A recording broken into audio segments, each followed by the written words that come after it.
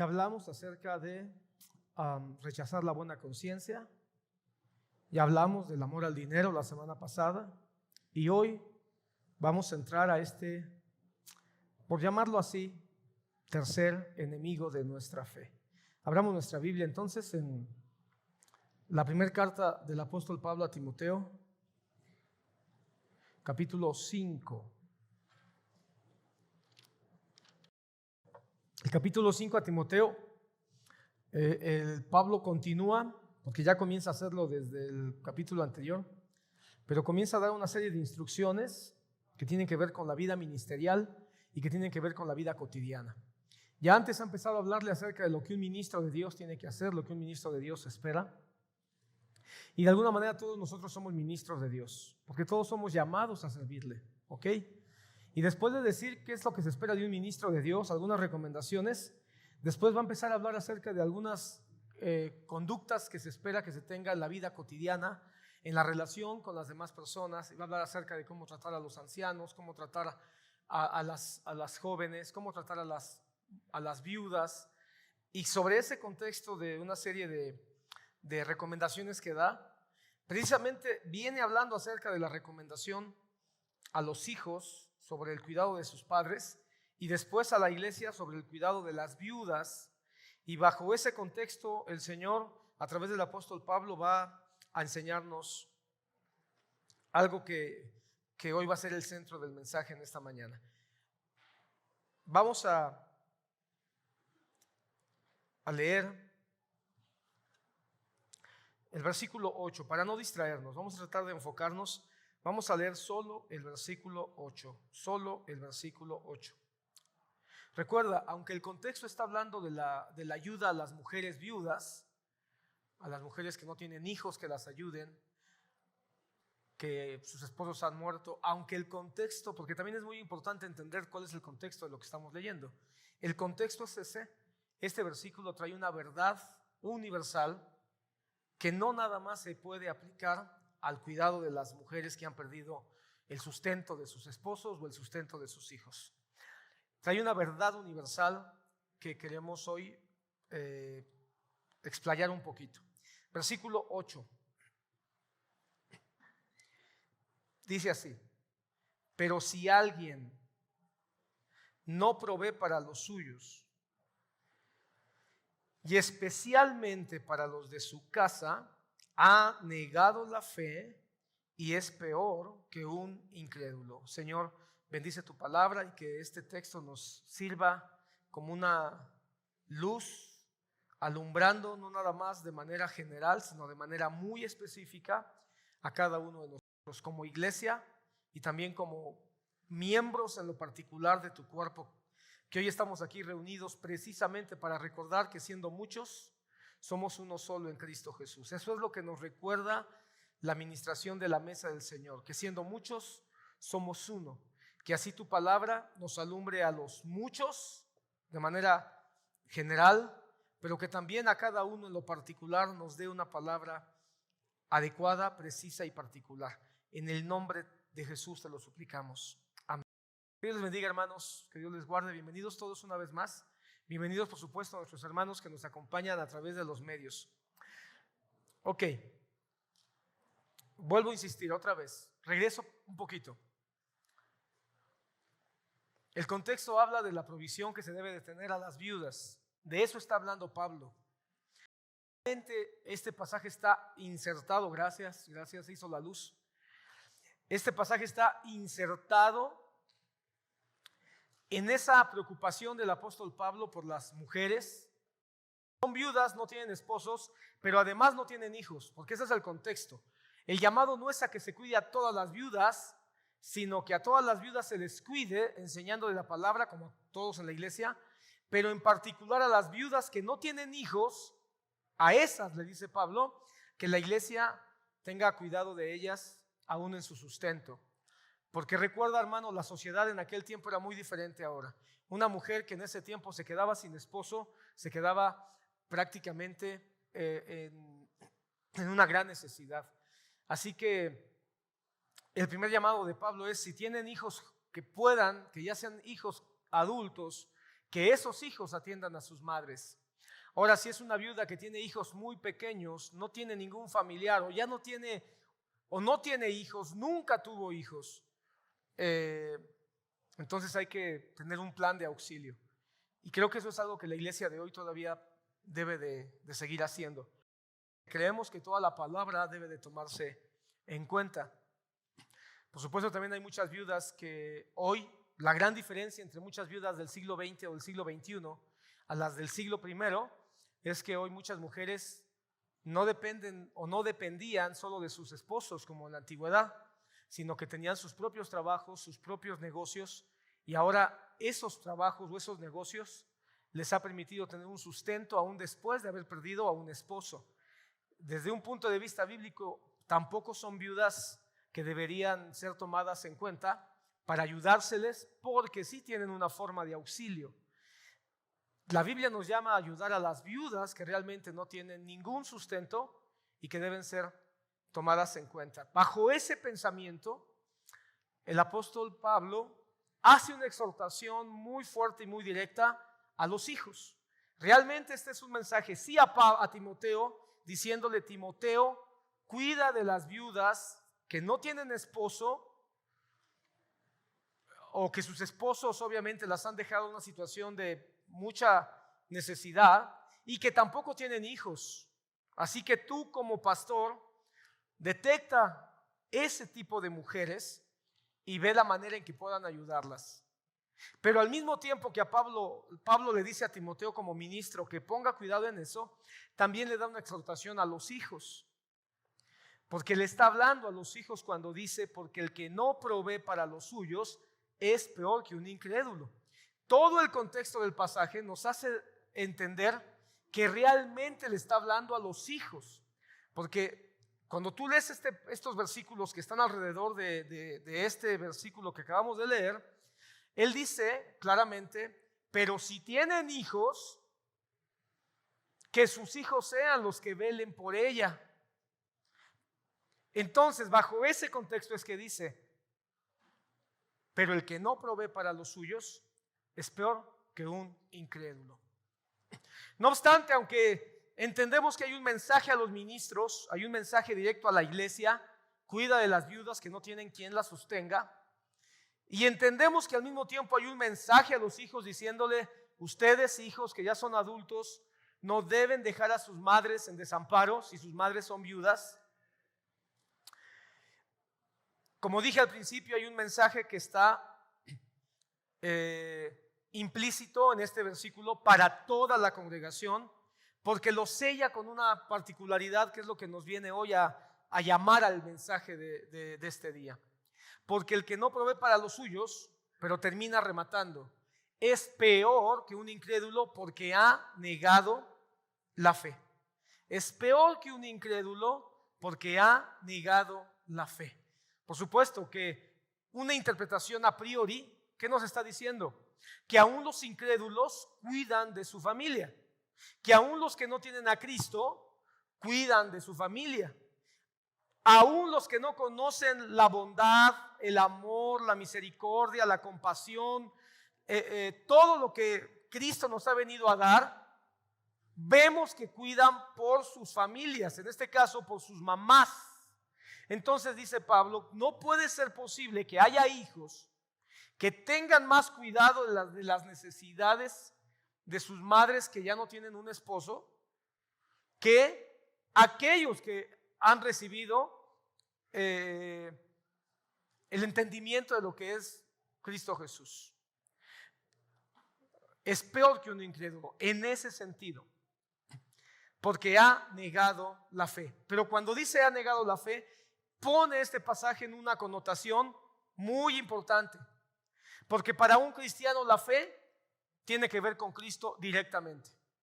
Para un creyente la fe tiene que ver con lo que es el Señor, con lo que ha hecho el Señor, con la cruz del Calvario, con la resurrección.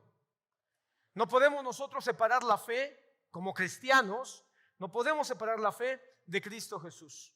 Entonces, aquel que no provee para los suyos es un incrédulo porque ha negado la fe. Lo que está diciendo es: el que no provee para los suyos de alguna manera va en contra de lo que profesa, de lo que cree, de lo que ha declarado como verdad en su vida.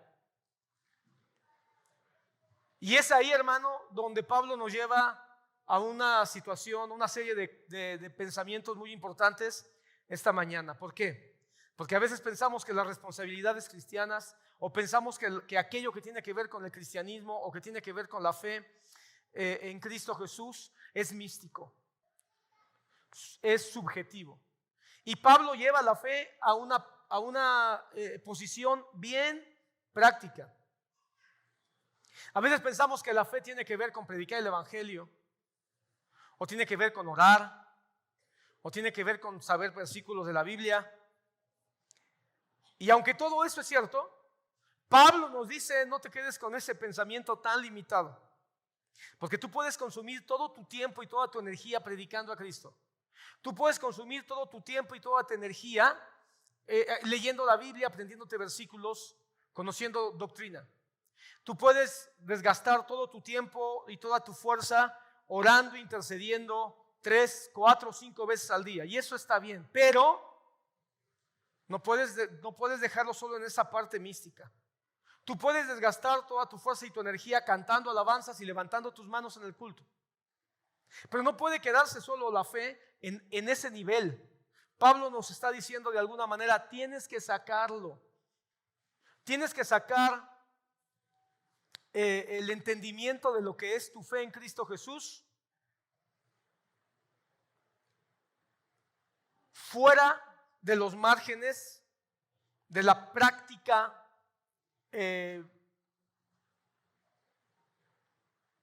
mística o la práctica devocional, y llevarlo a un centro muy importante: tu casa. ¿Estás aquí, hermano? Si alguno no provee para los suyos, ha negado la fe y es peor que un incrédulo. Vuelvo a repetir, Pablo nos está diciendo, hermano, que el cuidado de la familia no es nada más un deber social, porque quizá muchos están cuidando a sus padres, o están cuidando a su familia, a sus hijos, a su esposa, están cuidando de su familia como un deber social, como un deber moral. Pero el Señor dice: tienes que entender que eso no debe ser nada más un asunto de moral o de un deber, un compromiso de tu conciencia. Debes entender que eso también es un asunto de relación con Dios. Cuando tú cuidas de tu familia, estás hablando de cómo está tu relación con Dios. Así que Pablo está diciendo, de alguna manera, no es suficiente ser cristianos de iglesia. No es suficiente ser cristianos de congregación. No es suficiente ser cristianos del día de culto. Si nosotros vamos a poner ahora el otro lado de la moneda que a veces no vemos, el otro lado de la luna, dirían algunos, que a veces no vemos, porque es digno de poner atención en aquellos que se dedican a un montón de cosas y no se congregan. Eso hay un problema, que se aparecen cada que tiembla, ¿verdad? Pero también, hermano, el otro lado de la luna es aquellos que nunca faltan, siempre están en la iglesia, siempre están en las actividades, siempre están en los servicios, siempre están en los retiros, siempre están en todos lados donde la iglesia es convocada, pero no están con su familia. Ese es el otro lado de la moneda, que a veces decimos, bueno, que bueno, el hermano es fiel, el hermano es constante, el hermano no falta, el hermano está aprendiendo, el hermano está creciendo, el hermano está sirviendo en la iglesia. Eso es muy bueno y entonces inmediatamente decimos, ese hermano es digno de confianza, ese hermano es digno de ser imitado, es ejemplar. Pero el otro lado de la luna nos dice, ¿qué pasa si está haciendo todo eso, pero no está poniendo atención en su familia? Nosotros no vamos a saberlo seguramente, hermano, porque nosotros vemos aquí. Pero el otro lado de la moneda, ¿qué está pasando en su hogar? La Biblia dice que si estamos todo el tiempo aquí, haciendo, sirviendo, participando, aprendiendo, creciendo, desarrollando, pero nosotros no prevemos para nuestra familia, estamos negando la fe. Y esto es algo bien serio, porque pudiéramos nosotros decir e interpretar que por estar aquí, creciendo, aprendiendo, desarrollando, ministrando, sirviendo, creciendo en la palabra, etcétera, etcétera, podemos decir, somos buenos creyentes y tenemos una fe sólida. Pero Pablo, hermano, nos mete una zancadilla y nos dice, pero si tú no estás poniendo atención en cómo y en qué estás proveyendo tu casa, has negado la fe. Es decir, de alguna manera estás negando todo lo que estás comunicando en tu iglesia.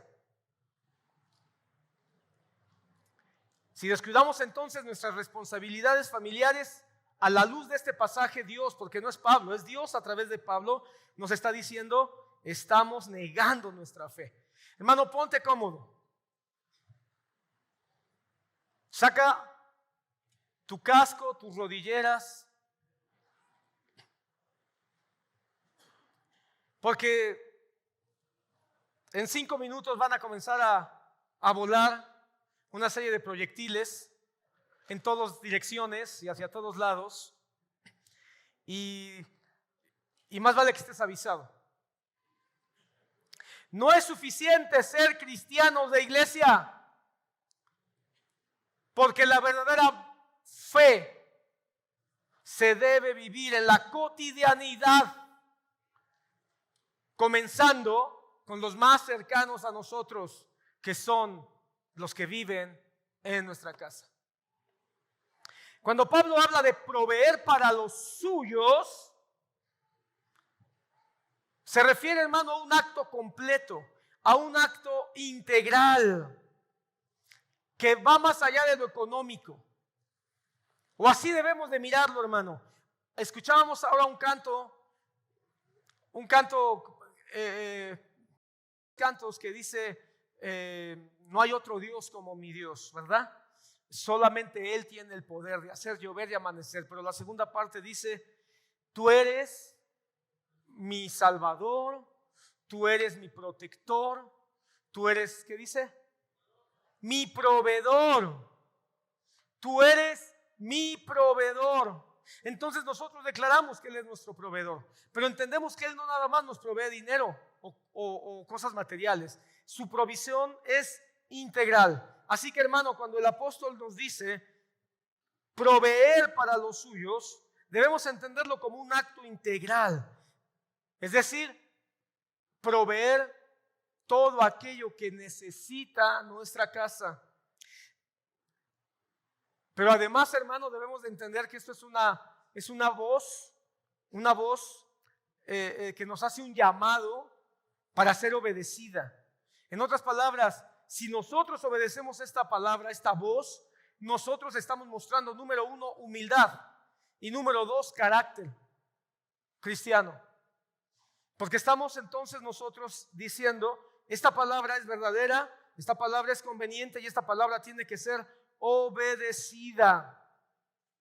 No es un llamado solo a pastores, no es un llamado solo a los hijos que tienen madres solas, es un llamado a todos aquellos que conforman una familia, no importa el rol, no importa el oficio, no importa la profesión, todos aquellos que conforman una familia, estamos siendo llamados a través de este pasaje a que seamos líderes espirituales en nuestra casa, capaces de ofrecer dirección, corrección, protección, amor, paciencia, consuelo, entendimiento, por supuesto también provisión material. Si la fe no comienza a reflejarse en la casa, si la fe no comienza a desarrollarse en la casa, es una fe que está siendo negada.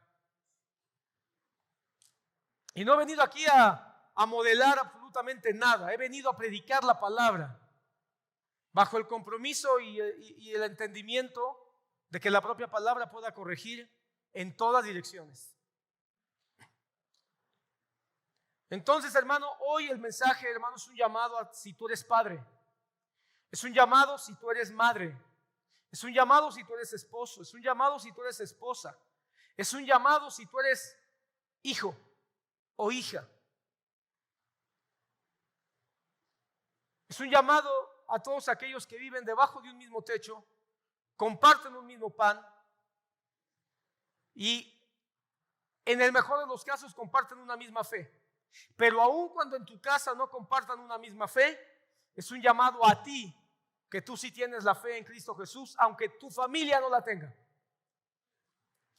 Ahora, para poder avanzar en algunos detalles importantes, hermano, tengo que comenzar diciéndote que tenemos un buen ejemplo en todas las cosas, pero tenemos un buen ejemplo para hablar de la provisión en casa, de proveer para los suyos. Y este modelo, este ejemplo que Dios nos da, que la Biblia nos da, nos debe de servir como fundamento para todo lo demás que vamos a poder mirar. Si tú tomas este pedacito, hermano, del mensaje, estos próximos de 5 a 8 minutos, creo que vas a poder entender mejor lo que viene, aunque te pierdas un poquito. Pero estos 7, 8 minutos te pido toda tu atención. Dios es el mejor proveedor. Dios, nuestro Padre, es el mejor proveedor. Lo cantamos, lo acabamos de cantar ahora en este canto. Él es nuestro Salvador, nuestro protector, pero también es nuestro proveedor. Pero la provisión de Dios, de nuestro Padre, siempre tiene un fundamento. Siempre lo ha tenido. Y ese fundamento se llama gracia. Se llama gracia. Porque desde el principio de los tiempos, hermano, el Señor ha proveído, desde el Génesis, hermano. Si tú miras el Génesis desde el punto de vista de proveer para los suyos, cuando tú empiezas el capítulo 1 y empiezas a mirar, y dice que el Señor dijo sea la luz, y luego dice que el Señor separó la luz de las tinieblas, luego separó la tierra del mar, luego las plantas surgieron, los árboles que dan toda clase de semilla y de fruto, después los grandes monstruos marinos, los peces y las aves, después los grandes mamíferos y los grandes monstruos, etcétera. Pero al final termina diciendo que creó al hombre a su imagen y semejanza y le ordenó y le mandó que se multiplicara y que juzgara la tierra, etcétera, etcétera. Cuando tú te das cuenta y llegas al capítulo 2, tú te das cuenta que todo lo que ocurrió en el capítulo 1 fue una provisión para su sello creativo, es decir, Adán y Eva. Antes de que Adán y Eva fueran formados, el Señor comenzó a proveer todo lo que iba a ser necesario para esa primer familia, para esa primera iglesia que iba a estar en el jardín del Edén, que podemos llamarle la primera casa o el primer templo. La primera casa o el primer templo fueron el Edén. Fue la primera casa para la primera familia y fue el primer templo para la primera iglesia. Pero todo lo que ocurrió después fue su provisión. Hermano, cuando Adán fue creado, cuando el hombre fue creado, no fue creado y dijo, ¿qué? ¿Y ahora qué? No hay nada. No, ya tenía todo, ya había todo. Si quieres romantizar un poquito esto, puedes pensar en los padres que van a tener un hijo y que en muchos casos, incluso antes de embarazarse o estar en el proceso de buscar embarazarse, ya tienen un cuarto para el bebé. Ya lo pintaron de colores neutros porque no saben si va a ser niño o niña.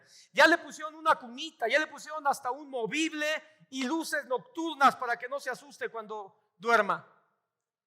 Ya proveyeron, ya tienen las mamilas, ya tienen la pañalera, ya tienen las cobijas, ya tienen hasta la primera ropa con la que va a salir del hospital y quizá todavía no están ni siquiera embarazados. Algunos hacen todo esto cuando ya saben que esperan un bebé.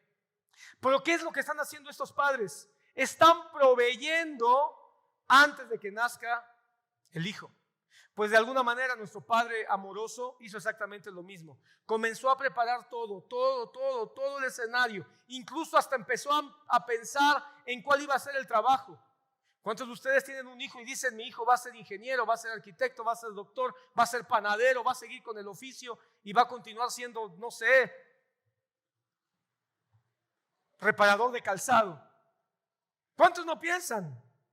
Bueno, el Padre, nuestro Padre, también proveyó y dijo, Él va a cuidar, Él se va a multiplicar, Él va a vigilar y Él se va a enseñorear de toda la tierra. Va a comenzar con un trabajo en el Edén, pero la función o la misión es toda la tierra. Entonces, hermano, Él es el primer proveedor. La máxima expresión de su provisión es aquel pasaje del cual todos nosotros nos sentimos tan orgullosos, tan identificados, y que por todo el mundo aparece en estadios, en muros, en playeras, en gorras. Porque de tal manera amó Dios al mundo que dio. Eso se llama provisión. ¿Y sabes desde cuándo el Señor se encargó de proveer a Jesucristo? Desde Génesis.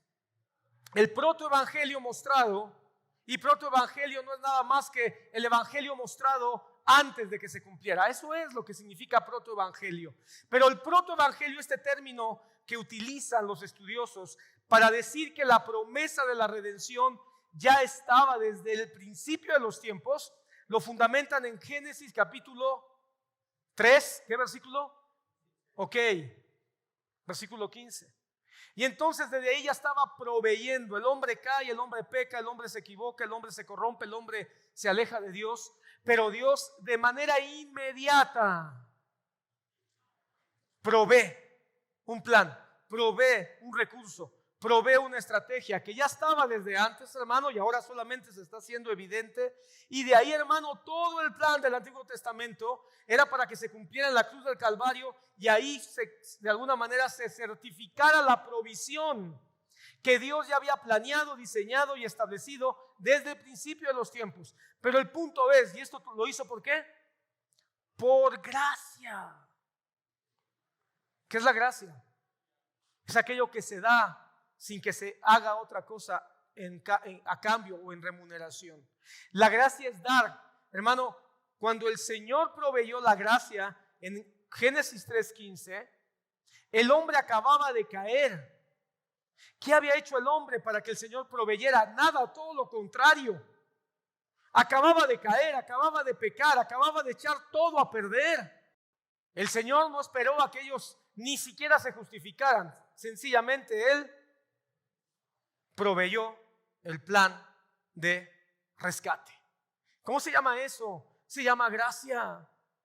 Adán y Eva y todas sus generaciones no habían mostrado absolutamente nada, ni de entendimiento, ni de comprensión, mucho menos, hermano, habían mostrado algún rasgo de arrepentimiento. Pero Dios ya estaba proveyendo por su mera gracia un medio de rescate, una gracia inmerecida. Cuando Cristo viene, cuando se cumple en la cruz del Calvario, Jesucristo, hermano, se convierte en el gran proveedor y comienza modelando la provisión que traía Él como Dios desde su nacimiento y toda su vida. Y Él comenzó a mostrar que Él empieza a proveer esperanza. Lo primero que Él provee cuando nace y se encarna en el vientre de María, provee esperanza. Eso lo vemos con los pastores adorando, con los magos, con Simón. Todo lo que ellos estaban sintiendo es que estaban teniendo esperanza. Cuando Él crece y empieza su ministerio, empieza proveyendo conocimiento y entendimiento a través de sus mensajes. Comienza proveyendo, hermano, salud, sanando enfermos. Comienza a proveer liberación, liberando endemoniados. Comienza incluso a proveer hambre cuando multiplica los panes. Y cuando sube a la cruz del Calvario, sella, hermano, su mensaje de provisión y nos provee un medio justo, santo y perfecto para tener vida eterna y acceso al Padre para siempre en su nombre. Amén. Da un aplauso al Señor.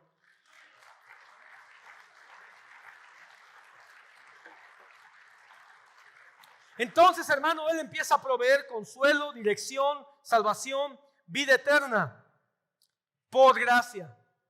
Este es nuestro modelo, hermano, para ser nosotros proveedores. Si Él es como Dios, es el proveedor fiel que nos ha proveído, hermano, por su gracia, lo que nos está diciendo es: ustedes que están llamados a ser proveedores para, como una muestra de combatir el ataque a la fe, como una manera práctica de demostrar ese caminar como cristianos y combatir a estos enemigos de la fe, tienen que hacerlo por gracia. Significa que si vas a proveer algo a los tuyos, tienes que hacerlo por gracia. porque así es como tu Dios te ha proveído. Cuando tú das a tu familia esperando que te den algo a cambio, no se llama gracia. Cuando tú le das a tu familia algo, exigiéndolos que ellos hagan algo en consecuencia, eso no se llama gracia. Cuando tú le das a tus hijos para que ellos estudien, esperando que cuando ellos trabajen te mantengan, eso no se llama gracia. Cuando tú le das a tu esposa esperando que ella te trate bien en consecuencia, eso no se llama gracia. La gracia da y no espera nada. La gracia da, no porque lo merezcan.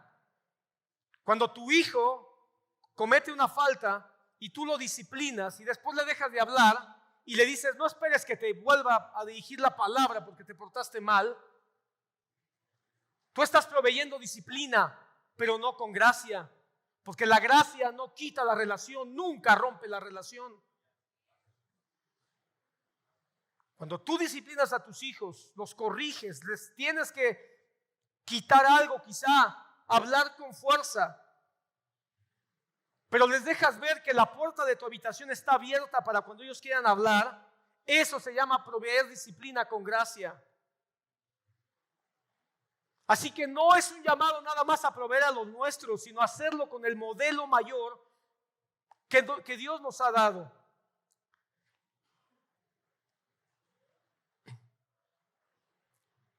Debemos dar, proveer. Ahorita voy a hablar qué es lo que tenemos que proveer, sin esperar nada a cambio. Tal como Él hizo por cada uno de nosotros. Matthew Henry, un teólogo muy prominente, ya lo he dicho antes, algunos consideran que la Biblia más completa en cuanto a anotaciones, hablando de una Biblia cristiana o hecha por cristianos, Matthew Henry ha sido de los más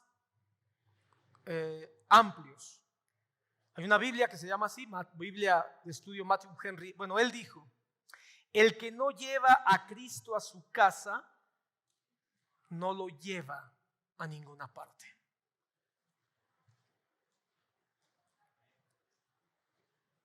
Si no podemos nosotros llevar a Cristo a nuestro hogar con esa gracia que no espera nada,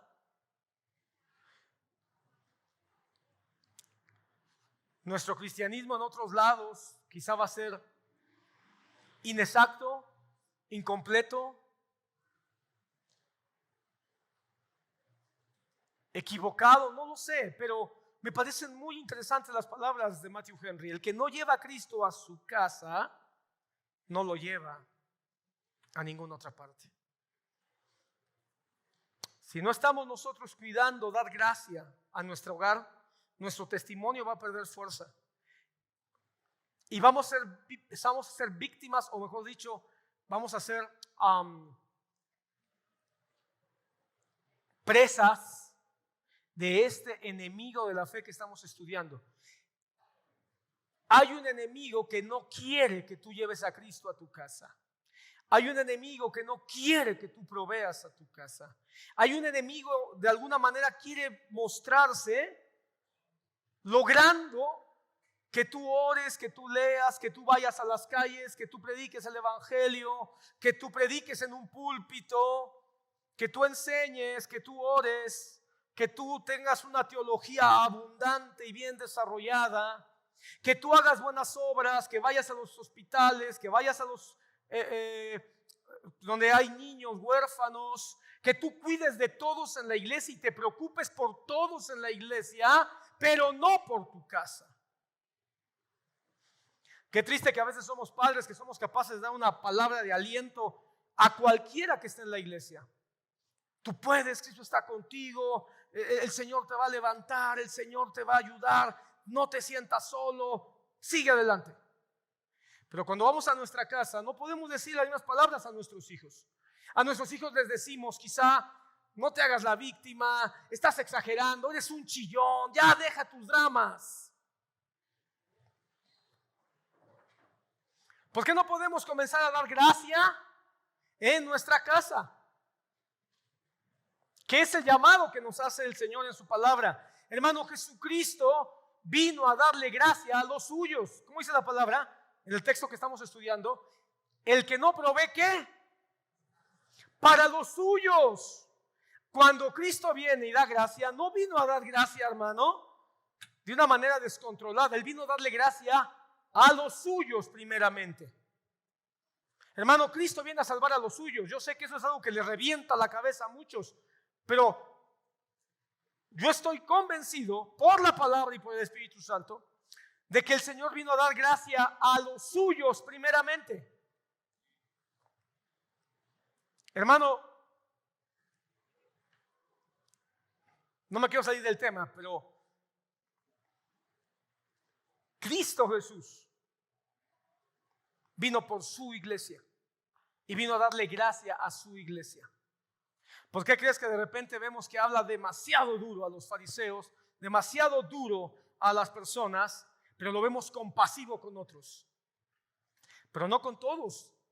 Hermano, el Señor fue un hombre muy respetuoso, yo lo creo, pero no creas, hermano, que Él le habló igual a todos. ¿Qué te parece, hermano, cuando entra al templo y saca a todos los cambistas con enojo? Ahí no le estaba hablando a los suyos, le estaba hablando a todos aquellos que habían abusado y usurpado de lo que era suyo. Y a los suyos, hermano, también les tuvo que disciplinar, los tuvo que corregir, a veces con palabras duras, pero siempre con esperanza, siempre con consuelo, siempre con dirección.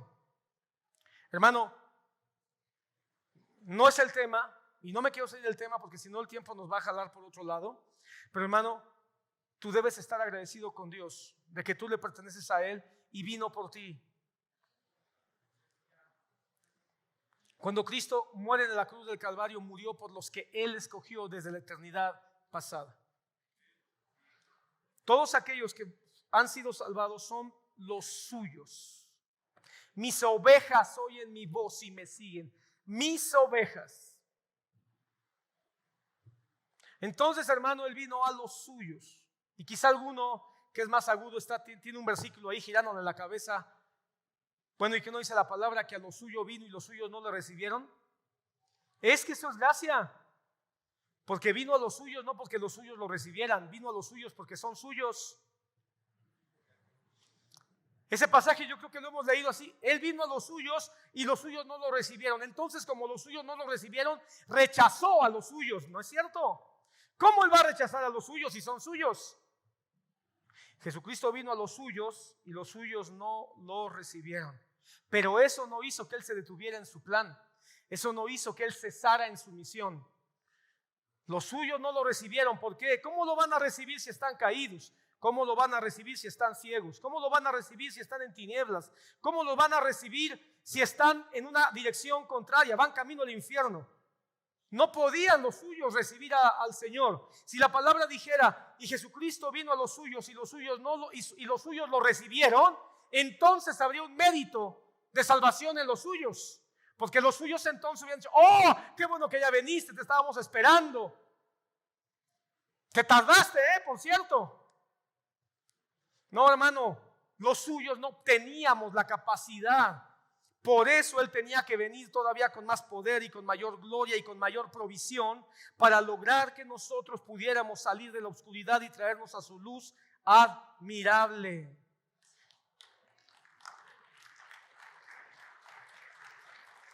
Así que a los suyos vino y los suyos no lo recibieron. No lo veamos como un pasaje pesimista, es un pasaje optimista, porque los suyos no lo recibieron, pero Jesús no se detuvo, continuó avanzando, continuó en el plan, continuó en el mismo proyecto, encarnarse, crecer en esta vida, desarrollarse como un hombre, subir a la cruz, entregar su sangre y resucitar de entre los muertos, para que entonces los suyos por fin pudiéramos reconocerlo por el poder y la intervención de su Espíritu Santo en nuestra vida. La única manera de poder reconocer a Jesucristo es si el Espíritu Santo hace su obra en nosotros. No hay otra forma. Entonces, hermano amado, Él es el mayor, Él es el más grande proveedor. Y Él quiere que en ese ejemplo llevemos a nuestra familia este mismo entendimiento de la provisión. mi familia, porque son mis familias, son los míos. Quizás no me entiendan. ¿Alguna vez te has sentido así? Vine a mi familia y mi familia no me entendió. Vine a mi familia y mi familia me mandó a volar.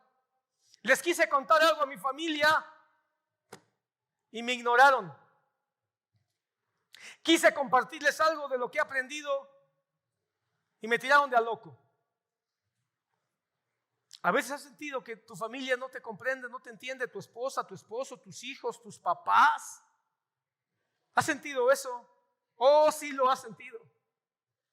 Claro que lo has sentido, porque todos los que están en tu casa también son seres pecadores, son caídos. No hay uno solo en tu casa que haya nacido salvo, que haya nacido redimido. Todos en nuestra casa necesitamos que el Señor haga su obra. Así que tarde o temprano, más temprano, miren hermanos, se casan los recién casados, están felices, se dan el beso, hacen el brindis, se van de luna de miel, hermano. Más tardan en llegar a la playa en que ya sienten que no me entiende. Más tardan en llegar a la playa cuando dicen, vamos a la alberca o a la playa. No, a la playa, no, pero mira, mejor la alberca. Ya empezaron a no entenderse. Es ahí donde dice el Señor, pero tú tienes a Cristo, toma a Cristo, Él es tu modelo no es tu esposo, tu modelo no es tu esposa, tu modelo no son tus padres, tu modelo no son tus hijos. Cristo es tu modelo, provee. ¿Y cómo el Señor nos llama a proveer? Con gracia. Cuando nosotros proveemos con gracia, estamos modelando la fe en vez de negarla. ¿Saben quiénes entendieron esto de una manera muy práctica? No sé cuántos de ustedes han escuchado hablar de los puritanos. Esta comunidad de cristianos, hermano, que prosperó en Europa, principalmente en Inglaterra, que fueron malentendidos y siguen siendo malentendidos. Incluso yo llegué a escuchar chistes entre cristianos hablando de los puritanos cuando yo no sabía muy bien, más bien no sabía nada de quiénes eran los puritanos. Y me parecían que los puritanos eran una bola de mojigatos religiosos y exagerados.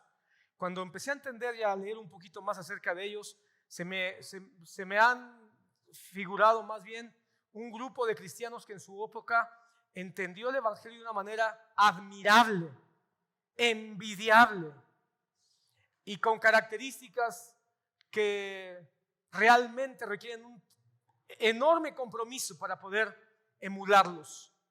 Pero este grupo de cristianos, hermanos, ellos entendieron que la vida cristiana era más allá de los muros de sus iglesias. Tenía que ir más allá.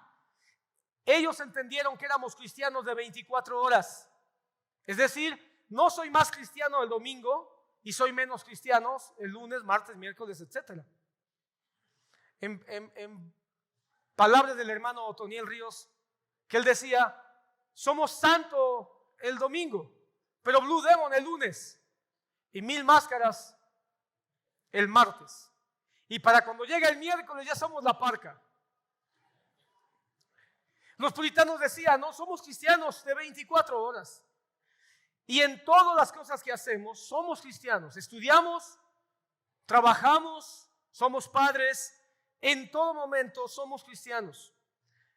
Así que el trabajo para los puritanos, el trabajo no era nada más un oficio separado de su fe. Para ellos, el trabajo, sea cual fuera, tenía que ser el lugar donde ellos tenían que reflejar su fe. Fueran lo que fueran, barrenderos, carpinteros, panaderos, constructores, lo que fuera. Ellos entendían que su trabajo era incluso más importante que su iglesia para modelar su fe. ¿Qué te parece? Eso es un entendimiento, hermano, bien profundo. Porque ellos decían, en la iglesia, ahí cómo voy a demostrar a Cristo con pasión si todos somos cristianos. Pero allá en el trabajo, donde me encuentro con gente bien dura, bien difícil, bien complicada, de todo tipo de pensamientos, ahí es donde tengo que mostrar que Cristo realmente vive en mí. Pero no nada más pensaban que el trabajo era una extensión donde ellos tenían que adorar a Dios. Ellos decían, el lugar de adoración a Dios, o entendían, el lugar de adoración a Dios es el lugar donde hoy estoy. Hoy estoy trabajando, aquí voy a adorarlo, trabajando. No creas que ellos decían, hoy voy a adorar a Dios, así que, perdóneme jefe, no puedo trabajar porque voy a cantar la de a tus pies, y se postraban. No. Ellos entendían que adoraban a Dios haciendo lo que estaban haciendo, con el mejor corazón, con la mayor concentración. Estoy en el campo caminando, aquí voy a adorar a Dios, voy a disfrutar del árbol, de las flores, de todo lo que me rodea. Aquí voy a adorar a Dios disfrutando este momento. Esa era la proyección puritana. Bueno, el más grande libro después de la Biblia cristiano, el Peregrino o Peregrino, fue escrito por un puritano que decidió que en la cárcel debía adorar a Dios, porque estaba en la cárcel. Y entonces él pensó, estoy en la cárcel, quiero adorar a Dios, ¿qué puedo hacer? Se puso a escribir. Y en la cárcel nace el Progreso del Peregrino, por un puritano que decidió adorar a Dios en el lugar donde estaba. Hermano, esto es maravilloso. Yo no sé si este tipo de cosas te llegan a provocar, pero yo te las platico porque yo quiero provocarte. No nada más con el centro del mensaje, sino con otro tipo de ideas, que tú puedas evaluar tu propia fe o tu propio crecimiento o tu propio caminar.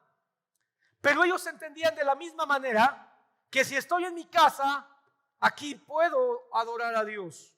Así que ellos, cuando proveían a su casa, no lo veían nada más como debo de darles el pan, debo de darles la comida, debo de darles para la escuela, debo de darles para... Ellos miraban que el trabajo en su casa era un trabajo espiritual. Un trabajo espiritual, porque en la casa también eran cristianos. Proveer para los suyos entonces en el pensamiento puritano no era nada más responsabilidad económica, sino responsabilidad espiritual, responsabilidad emocional y responsabilidad física. Y yo creo con todo mi corazón que ese es el espíritu de la Biblia cuando nos dice: el que no provee para los suyos es peor que un incrédulo. Provisión espiritual. ¿Cómo voy a proveer yo espiritualmente a mis hijos, a mi esposa, a mi esposo, incluso a mis padres? Porque quizá tú eres un joven que eres el único cristiano en tu casa, o quizá tú eres una señorita que eres la única creyente en tu casa. Tú eres la que tienes que proveer espiritualmente, porque tus padres no pueden. Y como lo vas a dar por gracia, no lo vas a dar esperando que te entiendan o que te aplaudan, porque lo vas a dar por gracia.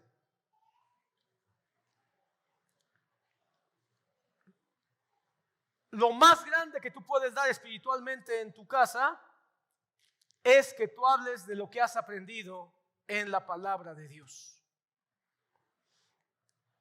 El Señor Jesucristo citó el libro de Deuteronomio en Mateo cuando dijo: no solo de pan vivirá el hombre, sino de toda palabra que sale de la boca de Jehová. Él está haciendo una comparación directa de la provisión material con la provisión espiritual. Él está diciendo: el hombre busca la provisión del pan, pero yo les digo que es más importante la provisión del cielo. Así que, ¿cómo voy a proveer yo en mi casa? ¿O puedo proveer? Hablando la palabra, de manera natural, citando lo que has aprendido, compartiendo lo que has aprendido, en la medida que te permitan. Comparte algo, ni siquiera tienes que decir la Biblia dice. Incluso citar algunas cosas que tú has aprendido, platicarlas de manera natural, discutiéndolas quizá, debatiéndolas si es necesario, con toda gracia, con todo amor, con todo respeto. Enseña las escrituras a tu familia, lee con ellos la Biblia, condúcelos a la verdad y la justicia de Dios a través de la palabra que tú puedas compartirles. Si tienes hijos pequeños, dedica tiempo a tus hijos para leerles la Biblia. Ora con tu esposa, pero ora con ella y ora no nada más sus necesidades, ora la palabra. Muchos de nosotros no entendemos lo valioso que es orar la palabra de Dios. ¿Sabes qué es orar la palabra de Dios? Es poder decirle al Señor en tus propios términos lo que tú acabas de leer en la Biblia y hablarlo con Él. Ok, provisión emocional. ¿Cómo puedo yo proveer emocionalmente a mi familia? Este es el pan del alma. El pan espiritual es la palabra. Pero ¿cómo puedo yo proveer el pan del alma? A través, hermano, de tu sensibilidad hacia tu familia. El amor, el consuelo, la dirección, la disciplina, la corrección que tú puedas tener en tu casa hacia los tuyos es fundamental para el bienestar de tu familia. Tus hijos, tu esposo y tu esposa necesitan momentos donde tú les digas te amo, te entiendo y te comprendo. Pero también momentos en que les digas no estoy de acuerdo contigo en eso que me estás diciendo, no lo comparto y te voy a decir por qué. Porque no pienses que la provisión emocional es decirle sí a todo a tu familia. Tampoco es negar todo a tu familia. Es tener ese equilibrio justo donde tú puedas decir te amo, estoy contigo, no te desanimes, échale para adelante. Pero también en el momento donde decirle creo que tienes que cambiar esa manera de hacer o de pensar, tienes que mirar esta otra perspectiva porque te puedes hacer daño. Y en todo esto dar dirección. Hermano, la protección. Dios nos ha llamado a proteger a nuestra familia. Tenemos que protegerla y es parte de esa seguridad emocional. Protegerla de ideas, de ideologías, de filosofías, de pensamientos. Hermano, no te sientes a ver la televisión y no hables de lo que está pasando en lo que ves. Atrévete a decir, mira, eso que están pasando, eso no es así, eso es una mentira. O eso que están pasando, eso es sucio, eso es impuro, eso ofende a Dios. O mira, esas escenas son un poquito grotescas, ¿por qué no vemos otro tipo de escenas? No te atrevas a cuestionar a tu familia, a tu esposo, tu esposa, a tus hijos, tus hijas. Cada vez que salen en la televisión con sus ondas de un fósil de 30 millones de años y está mi hija o mi hijo conmigo, yo no me canso de decir, eso es falso. Se necesita más fe para creer eso que para creerle a la Biblia. ¿Por qué? Porque yo lo estoy protegiendo de que se queden con esa idea que la tele o que los medios dicen de millones de años. Eso, hermano, para mí, quizá para ti, yo no lo sé, si tú lo has estudiado estarías de acuerdo conmigo. Si no lo has estudiado, quizá te has quedado solo con lo que dicen en los medios. Estoy poniendo un ejemplo, pero como esto hay cosas que tienen que ver con sexo, hay cosas que tienen que ver con dinero, hay cosas que tienen que ver con relaciones, hay cosas que tienen que ver incluso con situaciones espirituales. Hay muchos momentos donde podemos nosotros dirigir y proteger. Ahora hay que protegerlos incluso a nuestra familia cuando están a la calle. Explicarles por qué tienen que llegar temprano a casa. Decirles que pongan cuidado si ven que alguien está caminando muy cerca de ellos por la espalda. Decirles que no anden en ciertos lugares, que se cuiden de ciertas personas o de ciertas familias. Bueno, tenemos que advertirles hasta de las filosofías que van a escuchar en sus escuelas, que van a escuchar en sus trabajos. Un líder en un hogar, y cuando hablo de un líder estoy hablando no solo del hombre, porque el hombre debe ser líder, pero también la mujer, pero también los hijos en ocasiones.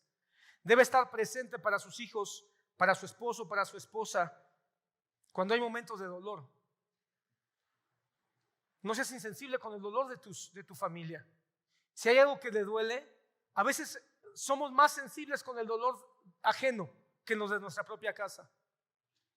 Somos más insensibles con el dolor y con las lágrimas de nuestros hijos que con las lágrimas de otro niño. A nuestro hijo lo levantamos, ya, levántese, ya. Porque no somos sensibles con su dolor. Después podrás investigar si a lo mejor está exagerando o no, pero en el momento investiga, ¿realmente le está doliendo? ¿Por qué le está doliendo? Sus preocupaciones. Las preocupaciones de tu esposa no van a ser tus preocupaciones.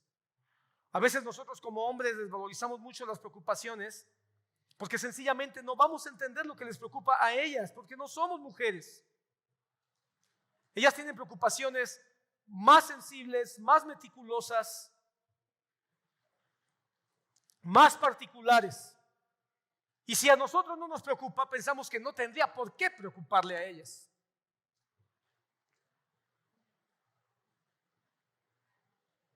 Hermano, incluso en los momentos de gozo, estemos ahí cuando ellos están contentos, cuando tienen alegría.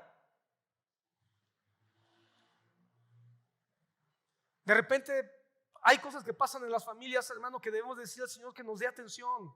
Porque a veces hasta las risas las queremos limitar, hasta los momentos de gozo. Ya cálmate, no exageres, no es para que te pongas tan contento. Bueno, y como, ¿por qué no?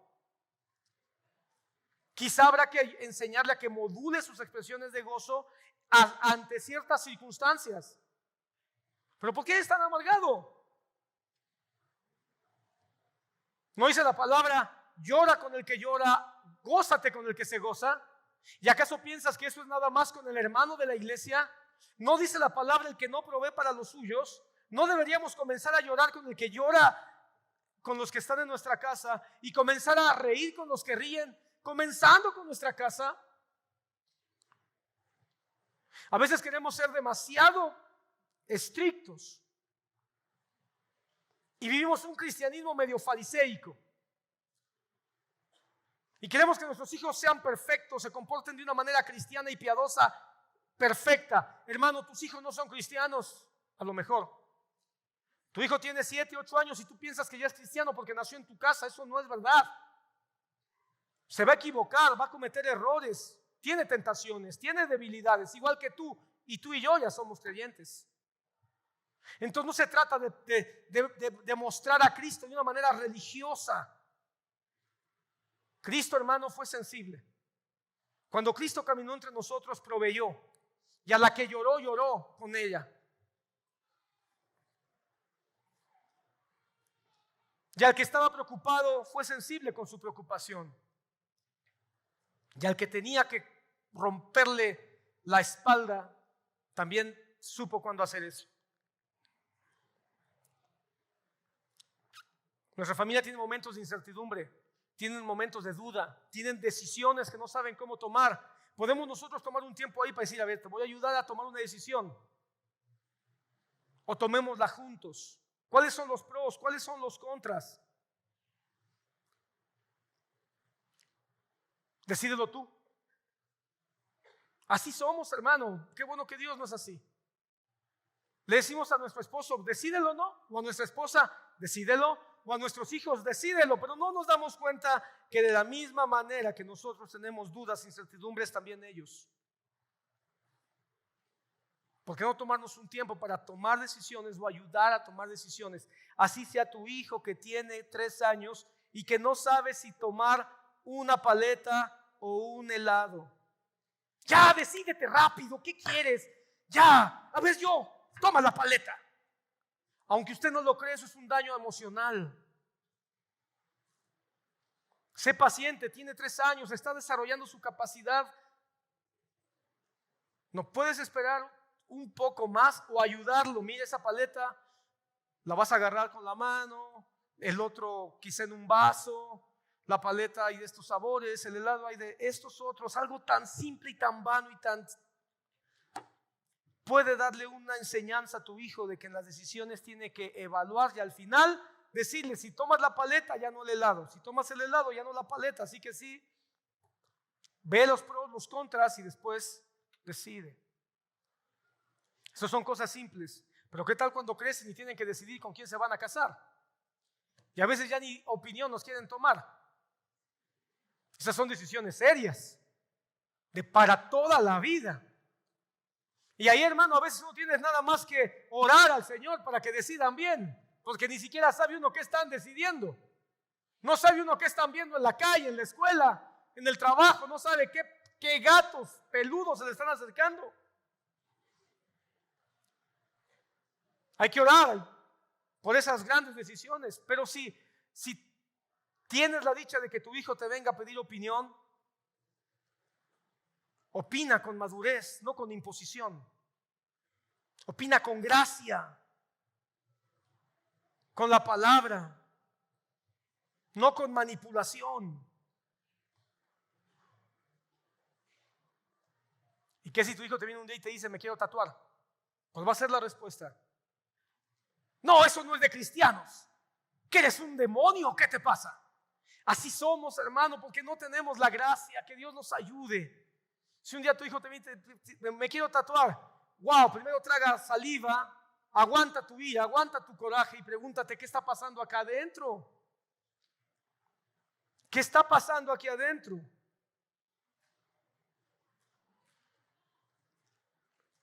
Y pídele al Señor para que te abra la puerta y tener la gracia de poder ayudar en esa toma de decisiones con la cual no estamos de acuerdo. Quizá, bueno, quién sabe, ¿verdad? A lo mejor hay unos que dicen, sí, que mi hijo se tatúe, que no pasa nada, ¿verdad? Y hermano, quiero decirte, y hay cosas que las digo con mucho cuidado porque hay algunos que son malabaristas en la iglesia. Pero un tatuaje no es pecado, hermano. Un tatuaje no lleva al infierno a nadie. Solo habla de asuntos del corazón y quizá de malos entendimientos. Quizá habla de pecado, puede ser. Pero el tatuaje en sí mismo no lleva a nadie al infierno. Pero sí da un mensaje de algo que puede estar pasando dentro del corazón. Provisión física. Ya vimos que hay pan para el espíritu, la palabra de Dios. Hay pan para el alma. Ese caminar, ese compartir, ese consolar, corregir, instruir, disciplinar. Pero también hay pan para el cuerpo. Y quizá esto es lo más sencillo, entre comillas. La palabra nos dice que también necesitamos pedirle a Dios el pan nuestro de cada día. Así que trabajar con diligencia, proveer lo necesario en nuestra casa. Materialmente hablando, también es una demostración de fe llevada a la acción. El sustento diario en nuestra casa, sin caer en un materialismo ni en avaricia, porque eso ya lo hablamos la semana pasada. No se trata de caer en un materialismo ni en una avaricia desmedida. Se trata de tener contentamiento y enseñar a nuestra familia a tener contentamiento con lo que tenemos, con el esfuerzo y la fe de proveer el sustento, el alimento, el vestido, etc. ¿Cómo le provee el marido a la esposa? Ya lo estudiamos mucho tiempo. Amándola como Cristo amó a la iglesia y todo lo que eso significa. ¿Cómo le provee la esposa a su esposo? Sujetándose y respetándolo. ¿Cómo le proveen los hijos a sus padres? ¿Será que los padres pueden proveerle a sus hijos? Claro. También le proveen espiritualmente y emocionalmente. Los hijos también proveen. Quizás los que aquí son hijos de familia, quizás esto no lo habías pensado, pero tú le provees a tus papás. Les puedes proveer paz, les puedes proveer gozo, les puedes proveer tranquilidad, les puedes proveer, hermano, a tus papás seguridad. ¿Cómo lo haces? Honrándolos, honrando a tus padres, obedeciendo en aquello que es digno de ser obedecido.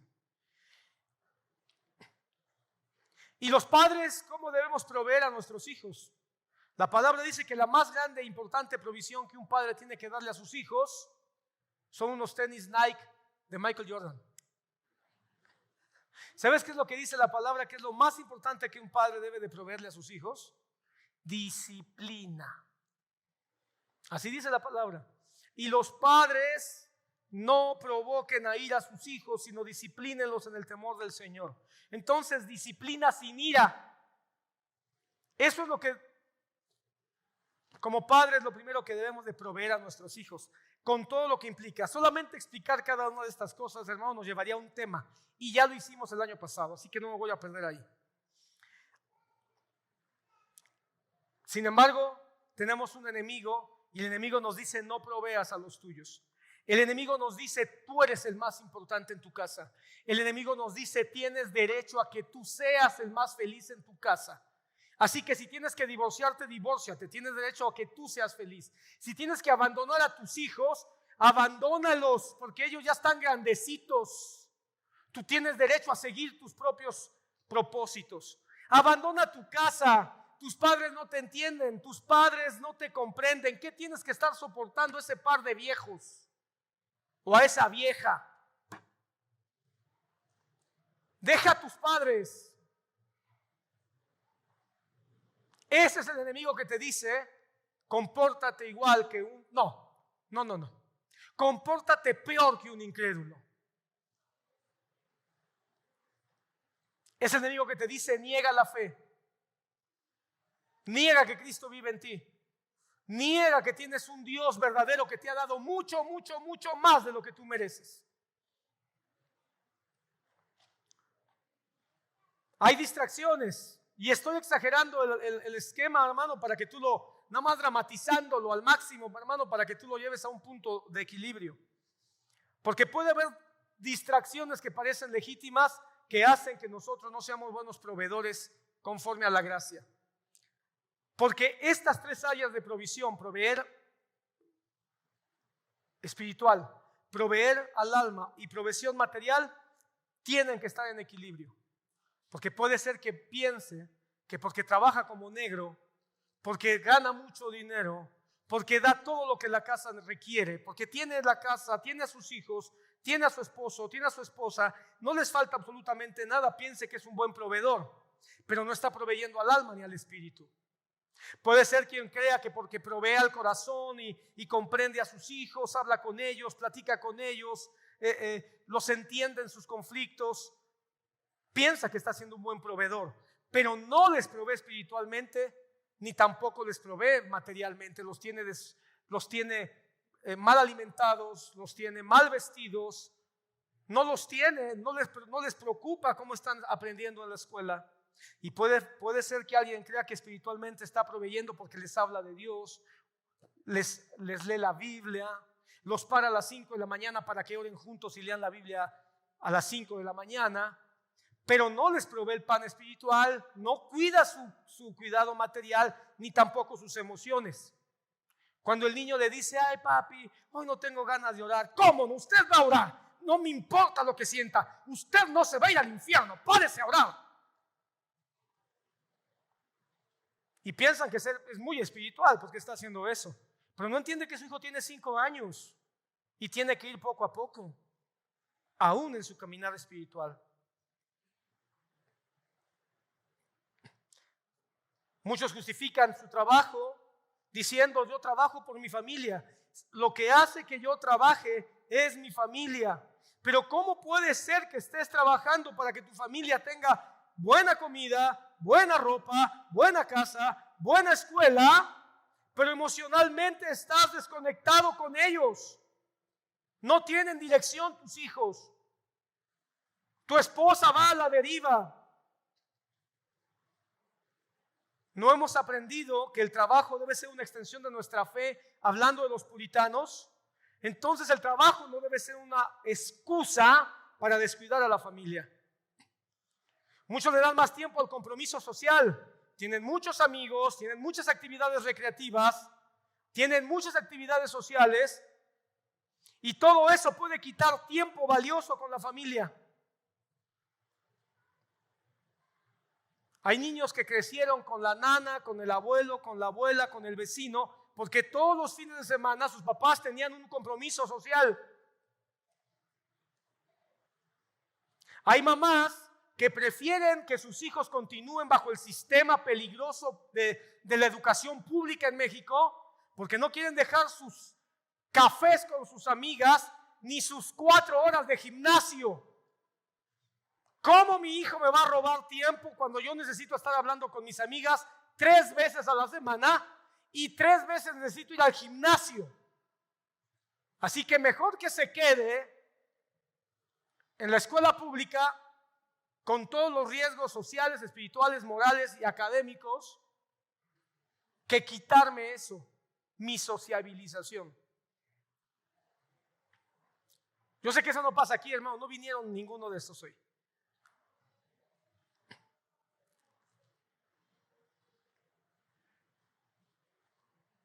Hay quien cela con mayor ímpetu su visita al gimnasio o al club deportivo o a su partido de fútbol de fin de semana que pasar un buen tiempo con su esposa tomando un café o llevando a sus hijos al parque o al cine y pasar un buen rato con ellos.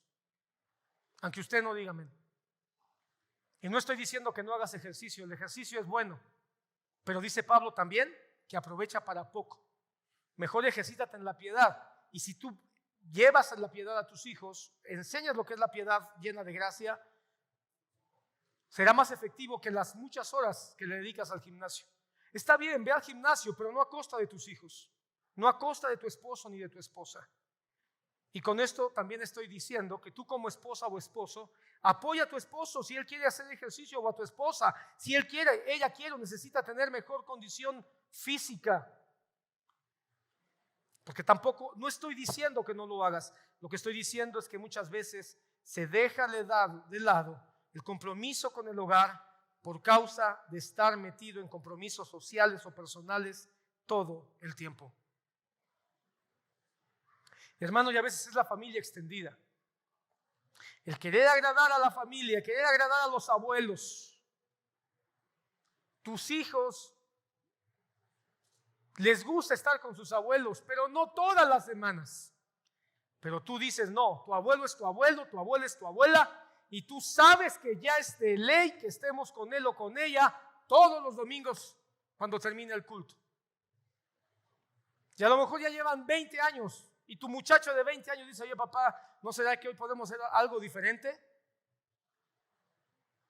Perdóneme usted, pero si usted hace algo parecido, su familia extendida, que son sus padres, porque sus padres, si usted ya no vive con ellos, si usted ya está casado, ellos son otra casa. Y usted se debe a su casa primeramente. Otro día hablaremos de los padres cuando ya no viven con nosotros, o nosotros ya no vivimos con ellos, porque hemos formado nuestra propia familia. A veces son los tíos, a veces son los primos. Perdone lo que voy a decir. Los mexicanos, y no está mal, pero tampoco es el ideal perfecto. Los mexicanos, como muchos latinos, tendemos a vivir en familia muégano. Y no es nada más papás con sus hijos. Ahí están los abuelos, ahí están los tíos, ahí están los sobrinos, ahí están los centenados, hermano, ya están hasta los que ni familia son, pero están ahí pegados. Y a veces por darle gusto a todos estos, no atendemos realmente el corazón de los que sí son de nuestra casa. Jesús nos recuerda que nuestras primeras responsabilidades son con los que viven bajo nuestro techo. Aunque usted no diga amén.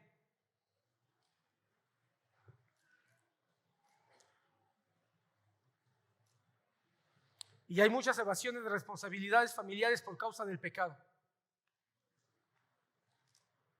Hay pecados que nosotros estamos cometiendo o hemos cometido que nos llena de culpa, nos llena de vergüenza, nos llena de resentimientos, nos llena de miedo. Y a causa de todos estos pecados que no hemos confesado delante de Dios, lastimamos a nuestra familia. Pecados no superados, errores que nos llevaron a pecar quizás hasta hace muchos años, pero hace que no podamos ser libres para poder realmente ministrar la palabra de Dios, tener el cuidado del corazón, o incluso somos mal equilibrados en la provisión material. Te aseguro que en el camino nos vamos a encontrar con muchos padres que le dan todo a sus hijos, porque tienen culpa a causa de un pecado. Cualquiera, hermano, no estoy mencionando uno en particular. Hay pecados que pueden hacernos sentir culpables con nuestros hijos, y entonces damos todo para tratar de calmar nuestra conciencia y no sentir tanto esa culpa, y entonces le damos todo lo que piden. Los hacemos niños consentidos, los hacemos niños que piensan que todos se merecen, que no pueden ni deben ganarse nada, y entonces estamos dañándolos porque tenemos una culpa que no nos hace entender que no es nada más comprar el juguete favorito, sino también es ver su corazón, corregir, disciplinar y hablarles de Cristo y hablarles de la palabra, porque la vida eterna es más importante que lo que puedan tener en esta vida. Y los pecados no confesados también son elementos que nos provocan. Así que si hay algún pecado, algo que tú sientes que te acusa, te culpa, te limita, confiésalo al Señor para que puedas amar de manera libre a tus hijos y proveerles lo que ellos necesitan. Cuando nosotros no proveemos a nuestra familia, obviamente hay un deterioro espiritual, hay un deterioro emocional. Se deja espacio, hermano, para que crezcan heridas. Tarde o temprano nuestros hijos se van a sentir descuidados. Se van a sentir descuidados. Cuando tú ves las estadísticas, muchos hijos tuvieron sustento en sus hogares, pero cuando crecen dicen, me sentía solo, me sentía sola. pero siempre tuvieron buenas cosas. Las esposas se sienten precisamente abandonadas. Los esposos se sienten desvalorizados. Y ahí están los hogares con hijos que se sienten descuidados, esposas quejándose de que se sienten solas y maridos quejándose de que sienten que no son valorados. Y todo esto es porque los que son cristianos en ese hogar no han tomado un compromiso de dar por gracia y solo por gracia la provisión que su familia necesita. Cuando yo diga voy a proveer a los míos, aunque no reciba nada de ellos, solo porque son mi familia, porque amo a Dios, porque Dios me los ha dado, quizá cambiemos el chip. Pero yo digo, yo voy a cuidar de mi familia cuando Él me trate bien. Yo voy a hablarle bien a mis hijos cuando ellos me den respeto. Yo voy a salir a tomar café con mi esposa y la voy a llevar a dar un paseo cuando ella realmente me dé un poquito de respeto. Y no se trata que te conviertas en esclavo de tu esposa, ni en esclavo de tu esposo, ni en esclavo de tus padres, ni en esclavo de tus hijos. Porque si tú piensas que proveer a tus hijos o a tu familia es darles todo, les vas a hacer mucho daño también. No. El Señor sabía cuándo estar y sabía cuándo retirarse. Y eso no significa que no sea un buen proveedor. Pero no nada más queda ahí, hermano. Esto pasa a generaciones. La forma en que nosotros aprendimos a tratar a nuestra familia, la manera en que nosotros vimos cómo se trataba a la familia, indudablemente que va a ser el esquema para nosotros tratar a nuestra familia. Quizá en menor o mayor grado. Entonces necesitamos reaprender con la palabra, con el Espíritu Santo. No sea que se refleje o se repitan generación a generación los mismos errores de falta de provisión. Un hogar donde no se modela la fe cristiana afectará no nada más a nuestros hijos, sino también va a influenciar de alguna manera a que nuestros hijos eduquen a sus hijos de la misma manera.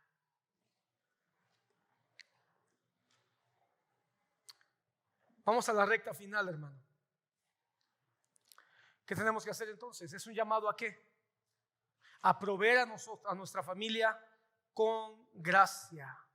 No nada más de manera material, sino que hagamos de nuestro hogar un centro de adoración. Un centro donde podamos adorar a nuestro Señor en la manera en que nosotros proveemos ¿qué? Amor, dirección, corrección, seguridad, acompañamiento. Incluso muchas veces hasta complicidad. A veces nuestra familia necesita complicidad. Nuestros hijos a veces necesitan un cómplice, no para hacer algo malo, sino nada más para entender lo que en ese momento le llama la atención. Otro día hablaremos de esto con más profundidad porque el tema se me está acabando, hermano, pero he conocido muchos padres que no entienden que es bueno a veces ser cómplice de sus hijos para después abrir la puerta y proveer lo que necesitan. ¿Cómo en qué? Como en la música.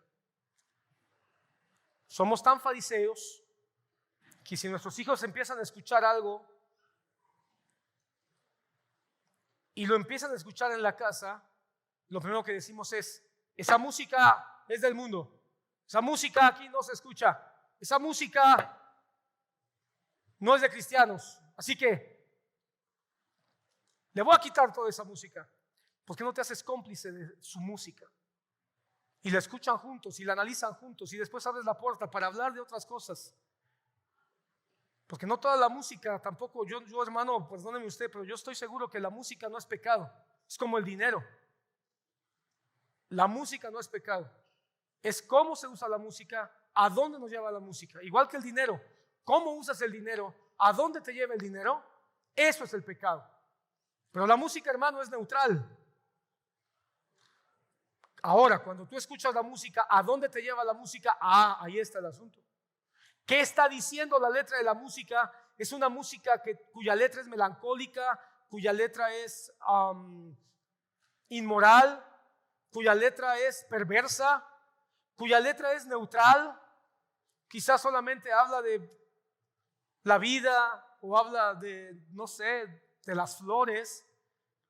Aprende a juzgar con juicio sano y con juicio sabio. No te dejes llevar por misticismos baratos, ni hipocresías religiosas. Si te haces cómplice de su música, quizá abras la puerta para que después él se haga cómplice de la música que tú quieres que escuche, o de un mensaje de la palabra que necesitas hablar, o de un tema que es importante que conozca. La verdadera fe, entonces, hermano, no es una serie de creencias que están ahí en tu cabecita y que debes de imponer de manera inquisitiva. La verdad se demuestra con amor. La verdad se demuestra con acción. Y en la forma en que tratamos a los que Dios ha puesto cerca de nosotros, es la manera en que tú vas a poder poner buenos fundamentos para edificar tu casa y que tu casa se convierta en una casa cuyos habitantes sean ciudadanos del reino de los cielos. El primer salón de enseñanza es tu casa. El primer lugar de recreación es tu casa. La primera congregación para que tú modeles cuánto amas a Dios y cuánto lo adoras es tu casa. El primer lugar donde debes hablar de la palabra es tu casa. El primer lugar donde debes danzar es tu casa. El primer lugar donde debes levantar manos es tu casa. El primer lugar donde debes de llorar es tu casa. El primer lugar donde debes de reír con todo gozo es tu casa. El primer lugar donde debes de descansar y dejar que otros también descansen es tu casa.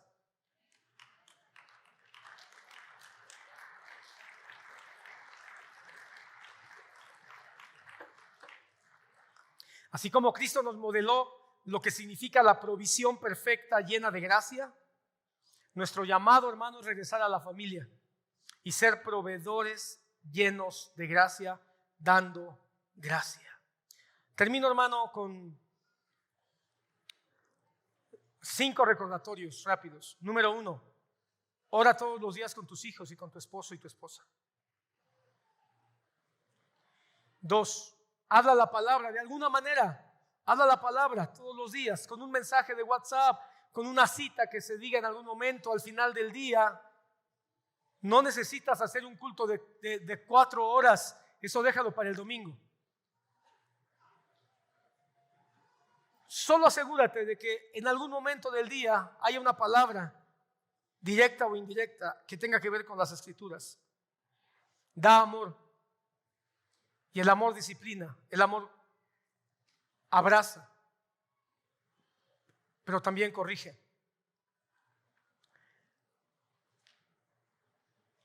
Eso sería la cuarta cosa que quiero decirte. Corrige con sabiduría. Tienes que corregir, pero con sabiduría, no con imposición, no con altanería, no con control. Si tienes un hijo pequeño, corrígelo de la mano. Corrígelo sentándolo y pidiéndole que se mantenga atento en algún momento por algunos minutos o quizá quitándole el juguete con el que se divierte. Si tienes hijos más grandes, corrígelo con sabiduría, dándole una instrucción clara de lo que tú esperas, de lo que tú consideras según el Señor, y después deja que Él decida. Y después ten una provisión diligente, equilibrada, tanto de las cosas materiales como de las otras que ya hemos hablado. El que no provee para los suyos es peor que un incrédulo y ha negado la fe. El primero que proveyó para los suyos fue Jesucristo. Y con esta provisión, hermano, nos otorgó el camino de la fe hacia la vida eterna. Así que, hermano, no importa cuán grandes sean tus responsabilidades, tus compromisos, tus aficiones, tus hobbies, tu trabajo, tus negocios, tu ministerio. No importa cuán grande sea tu servicio en la iglesia, ni siquiera en la iglesia. Ni siquiera lo que haces en la iglesia es más importante que tu casa. Ahora, como dije, siempre hay malabaristas. Para aquellos que ya están malabareando en su cabeza, si tú quieres proveer bien a tu casa, tienes que congregarte todos los domingos, por lo menos. Porque ¿cómo vas a proveer a tu familia 6 días a la semana si por lo menos no vienes a que el gran proveedor te provea unas horas en un día? Aquel que no se congrega por lo menos una vez a la semana no está interesado en proveerle a los suyos, aunque me diga que no se congrega porque le importa a su familia. Es que no fui a la iglesia porque me lo llevé a Chapultepec. Y la siguiente semana a Zacango. Y la siguiente semana a las pirámides. Pero es que mi familia es más importante. Pero todos los domingos, ¿en qué momento te preparas? ¿En qué momento le das también relevancia a tu propio crecimiento espiritual? Y a un mandato que también está en otra parte de la Biblia. No dejen de congregarse como algunos tienen por costumbre. No importa entonces cuán grande sea ni siquiera tu ministerio o servicio en la iglesia. Tu primer ministerio siempre será tu casa. Lo vuelvo a repetir. Tu primer ministerio siempre será tu casa. John Wesley, hermano, yo sé que tú has escuchado de John Wesley, otro ministro muy importante de la historia cristiana, a quien Dios usó para lo que se llama el Gran Avivamiento de Inglaterra en el siglo XVIII. Él dijo algo que me parece muy oportuno. La casa abandonada es la ruina del ministerio. Lo repito, la casa abandonada es la ruina del ministerio. Así que si no podemos proveer para nuestra familia, no podemos ser verdaderos testigos de Cristo en el mundo. ¿Y sabes cuál es el ejemplo más grande de la provisión? Ya lo dije, Jesús. ¿Y sabes dónde está representado? Aquí. Comed y bebed, porque esto es mi cuerpo y esto es mi sangre que es dada por vosotros. Aquí, en este acto que vamos a hacer, está el pan espiritual, provisión espiritual. Está el entendimiento de nuestra alma, provisión emocional, y está la provisión material, la provisión del pan nuestro de cada día. En esto se resume, en el pan y en el vino que tomamos cada vez que recordamos a Jesús, la más grande provisión y el más grande proveedor. Y que todo esto nos lo ha dado solo por gracia. ¿Quién es digno de participar de esto? El que no comete pecado, el que no se ha equivocado, el que no ha cometido errores. ¿Quién es digno de participar de la Santa Cena? El que necesita provisión, el que necesita ayuda, el que necesita corrección, el que necesita amor, el que necesita disciplina. Y yo no sé tú, pero hoy sigo necesitando todo eso de mi Dios. Hoy mi Padre Celestial, sigue siendo mi gran proveedor. Yo no puedo decir que ya no necesito a mi Padre, necesito a mi Padre. Y bendigo a Dios que cada vez que vengo me provee de esto para decirme que Él sigue siendo, 1, mi Padre, 2, el que más me ama, y 3, mi proveedor. Así que si tú estás necesitado de un Padre que te provea, ponte de pie y vamos a preparar nuestro corazón.